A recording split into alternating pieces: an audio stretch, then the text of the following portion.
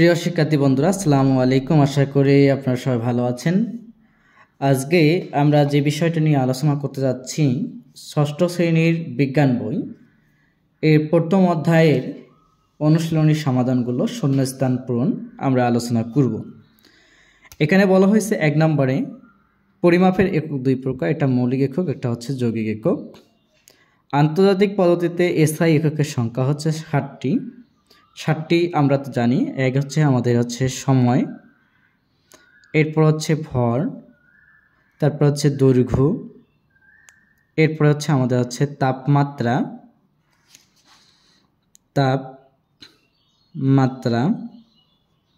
এরপরে 5 নম্বরে আমাদের পদার্থের পরিমাণ,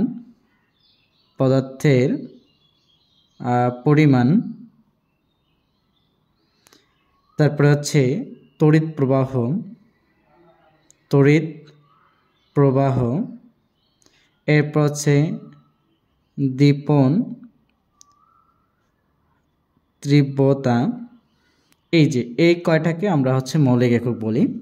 সময়ের একক হচ্ছে সেকেন্ড, ভরের একক কেজি, দৈর্ঘ্যের একক তাপমাত্রা, দৈর্ঘ্যের একক মিটার, তাপমাত্রা একক হচ্ছে কেলভিন, পদার্থের পরিমাপের একক হচ্ছে মোল, তড়িৎ প্রবাহের একক হচ্ছে আমাদের অ্যাম্পিয়ার, দীপন তীব্রতার একক হচ্ছে ক্যান্ডেলা।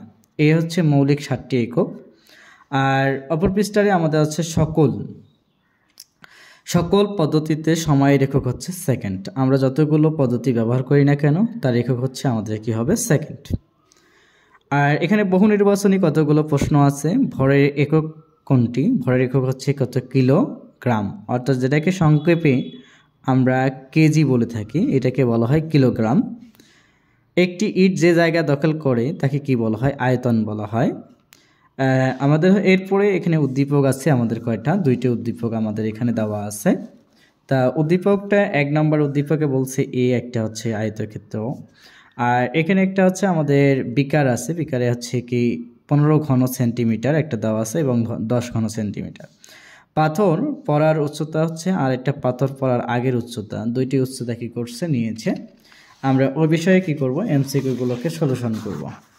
তাহলে আমাদের এই জায়গাটাতে এমসিকিউ যেটা আছে, এখানে বি পাত্রের আয়তন কত, পাথরের আয়তন কত। যেহেতু আমাদের পূর্বের অঙ্কটা ছিল একটা 15, তারপরে হচ্ছে কি এখানে 10, পূর্বে ছিল 10, পাথর ফেলার পরে হচ্ছে কত, 15। এটাকে ক্যালকুলেশন করলে আমাদের মান পাওয়া যায় হচ্ছে কি 5 ঘন সেন্টিমিটার, এটা পেয়েছি। এ পাত্রে, এরপর হচ্ছে 4 নাম্বার, এ পাত্রে প্রদর্শিত বস্তুর আয়তন নির্ণয় করার ক্ষেত্রে কয়টি একক গুণফল দরকার। যেহেতু আমাদের একক হচ্ছে 1, আমরা লিখতে পারি দৈর্ঘ্য গণিত হচ্ছে প্রস্থ গণিত হচ্ছে কি আমাদের উচ্চতা। তাহলে 3টা লাগলে আমাদের আয়তন, যেহেতু ক্ষেত্র আমাদের আয়তন নির্ণয় করতেছি, তাহলে হচ্ছে কয়টা লাগবে, 3টা লাগবে। এরপরে আমাদের হচ্ছে গাণিতিক সমস্যা।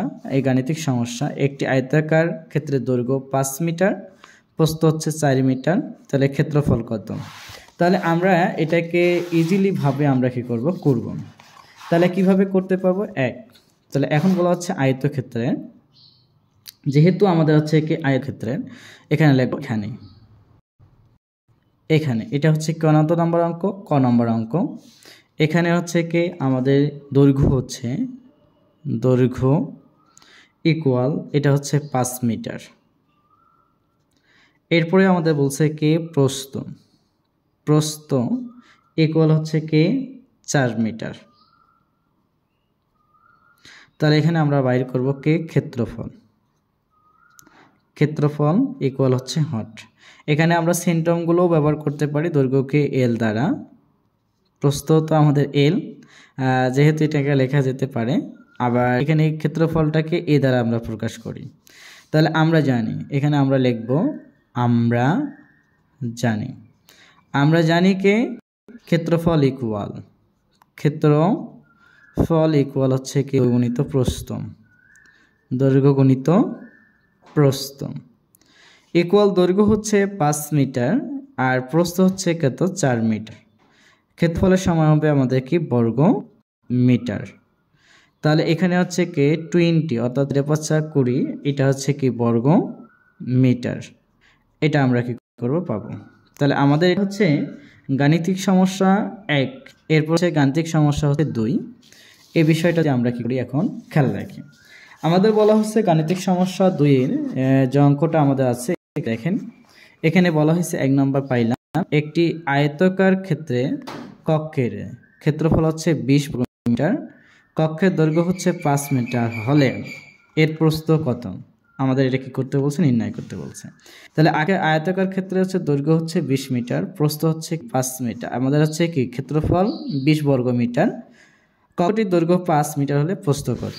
তাহলে পূর্বের মতোই আমরা এখানে 2 নম্বর অঙ্কে কি করব, এখানে যেহেতু আমাদের কি আছে ক্ষেত্রফল, তাহলে এখানে বলছে কে ক্ষেত্রফল ইকুয়াল হচ্ছে কি 20 বর্গমিটার, 20 আমাদের পেয়েছি কি বর্গ, এখানে কি পাবো আমরা মিটার, এবং আমাদের এখানে দেওয়া আছে কি দৈর্ঘ্য, দৈর্ঘ্য ইকুয়াল হচ্ছে 4 মিটার না 5 মিটার, 5 কে আসলো মিটার। তাহলে এখানে আমাদের হচ্ছে কি লিখতে হবে প্রস্থ, তাহলে এই প্রস্থ ইকুয়াল আমাদের লিখতে হবে কে হট, প্রস্থের মান আমরা কি করব বাই বাই করব। তাহলে এখানে আমরা প্রশ্ন লিখতে পাচ্ছি আমরা জানি কি জানি, আমরা জানি দৈর্ঘ্য ক্ষেত্রফল ইকুয়াল, তাহলে এখানে আমরা হচ্ছে কি ক্ষেত্রফল ইকুয়াল দৈর্ঘ্য গণিত হচ্ছে কে প্রস্থ। আচ্ছা, তাহলে এখন আমাদের যে কথাটি হচ্ছে এখানে আমরা কি করতে পারি প্রস্থ লিখতে পারি। তাহলে দৈর্ঘ্য আমাদের কি আছে ক্ষেত্রফল 20, দৈর্ঘ্য আছে আমাদের 5, তাহলে এটা আমরা লিখতেছি কে প্রস্থ। তাহলে এখানে লিখতে পারি কে 5 প্রস্থ ইকুয়াল হচ্ছে কে 20, তাহলে বা প্রস্থ ইকুয়াল হবে কে 20 ভাগ বা 20 ভাগ কত আসবে 5। তাহলে আমরা এখানে দেখতে পাচ্ছি কে প্রস্থ ইকুয়াল হচ্ছে 4 × 5 = 20, তাহলে এখন বলছে কি আসবে মিটার। তাহলে আমরা এখানে প্রস্থ নির্ণয় করতে পারলাম কত মিটার, 4 মিটার। আচ্ছা, এরপরে আরেকটা ম্যাথ আমাদের কি করা হয়েছে আলোচনা করা হয়েছে। এরপরে আমাদের যে ম্যাথটা আছে 3 নাম্বারটা দেখব।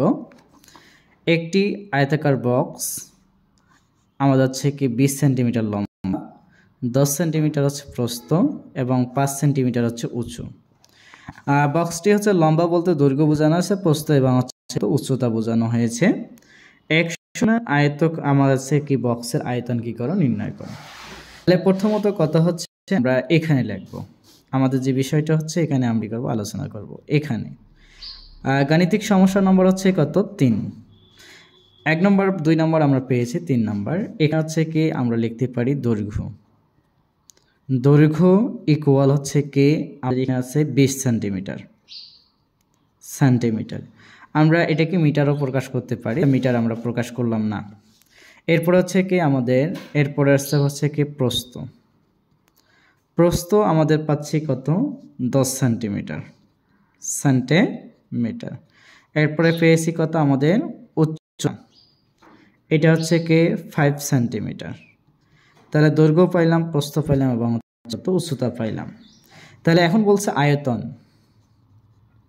আয়তন ইকুয়াল আমাদের হচ্ছে হট। তা আমরা সূত্র যেহেতু আমরা পড়েছি আয়তন মানে কি, মানে হচ্ছে আয়তন ইকুয়াল আয়তন, এখানে আমরা অতএব দিতে পারি অথবা আমরা জানি তো অতএব দিলাম, আয়তন ইকুয়াল দৈর্ঘ্য গুণিত হচ্ছে প্রস্থ গুণিত হচ্ছে কি আমাদের উচ্চতা। তাহলে দৈর্ঘ্য আছে আমাদের কত আছে 20 গুণিত প্রস্থ হচ্ছে 10 এবং উচ্চতা হচ্ছে 5। তাহলে আমাদের এটাকে ক্যালকুলেশন করতে হবে। এটা হচ্ছে আমাদের যে মানটা পাচ্ছি, তাহলে 200-কে 5 দ্বারা গুণ করলে হচ্ছে কত আসে আমাদের 1000। তাহলে আমাদের আছে কি 1000, এটা যেহেতু 3টা সেন্টিমিটার এটাকে আমরা লিখব ঘন সেন্টিমিটার, এটাকে আমরা লিখলাম কি ঘন সেন্টিমিটার। তাহলে আমরা পেয়েছি, তাহলে একটি বক্সের আয়তন, একটি বক্সের হচ্ছে আয়তন আমরা 1000 সেন্টিমিটার। যেহেতু আমাদের অঙ্কে বলছে কি 100 খানা বক্স, তাহলে আমরা যদি লিখি 100 খানটি বক্সের আয়তন হবে এখানে সূত্র হচ্ছে কি 1000-এর সাথে গুণ হবে 100, তাহলে কি আসবে ঘন সেন্টিমিটার। তাহলে এটাকে আমরা ক্যালকুলেশন করে পাই কত, 1 2 3 4, এটা হচ্ছে 5, তো কি আসবে ঘন সেন্টিমিটার। তাহলে একক দশক শতক হাজার অযুত লক্ষ, 1 লক্ষ ঘন সেন্টিমিটার। এখন এটাকে যদি আমরা মিটারে প্রকাশ করতে পারি বা এভাবে রাখতে চাই, এটাই আমাদের অ্যান্সার হবে। তাহলে আমাদের গাণিতিক সমস্যাগুলো পেয়ে গেছি। এখন আমাদের মূল কথা হচ্ছে, আমরা যেহেতু ক্লাস 4 থেকে 6 আমরা উন্নয়ন করেছি, আমাদেরকে সৃজনশীল সম্পর্কে কি করতে হবে, ধারণা রাখতে হবে। সৃজনশীলটা কি, আমাদের নতুন কিছু কি করা, সৃষ্টি করা। এখানে সৃজনশীলের আমাদের যে কথাটি হচ্ছে সৃজনশীল, এই শব্দের অর্থ হচ্ছে কি নতুন কিছু সৃষ্টি করা, নতুন কিছু হচ্ছে কত কিছু সৃষ্টি, অথবা আমাদের হচ্ছে উৎপাদন করা। তাহলে আমাদের এখানে হচ্ছে কি নতুন নতুনভাবে কি করা, উদ্বোধন করা। ক নম্বর যে প্রশ্নটা থাকে এটাকে বলা হয় জ্ঞান। ক নম্বর প্রশ্ন এটাকে বলা হয় জ্ঞান বলা হয়। খ নম্বর প্রশ্ন এটাকে বলা হয় অনুধাবন, অনুধাবন বলা হয়। আর গ নম্বর প্রয়োগ হচ্ছে কি আমাদের প্রশ্ন হচ্ছে প্রয়োগ বলা হয়। আর এটাকে ঘ নম্বর প্রশ্ন হচ্ছে আমাদের উচ্চতর দক্ষতা, উচ্চতর দক্ষতা। তাহলে আমাদের এই 4টা বিষয় কি করতে হবে, খেয়াল রাখতে হবে। প্রয়োগ মানে সরাসরি আমরা যেটাকে জ্ঞান কাকে বলে এগুলো, তারপরে হচ্ছে খ নম্বর অনুধাবন, গ নম্বর প্রয়োগ, হ্যাঁ, ঘ নম্বর উচ্চতর দক্ষতা। এই 4টা স্টেপে এটার মার্ক হচ্ছে 1, এটাকে 2, এটাকে হচ্ছে 3, আর এটাকে বলছে আমরা কত মার্ক, 4 মার্ক। মোটের উপরে একটা সৃজনশীল হচ্ছে কত মার্ক, 10 মার্ক। এবং আমাদের এই প্রথম অধ্যায়ের সৃজনশীলগুলো সমাধান পাওয়ার জন্য আমাদের চ্যানেলটিকে সাবস্ক্রাইব করে নোটিফিকেশন বাটন অল করে পাশে থাকবেন। আসসালামু আলাইকুম রহমতুল্লাহি ওয়া বারাকাতুহু।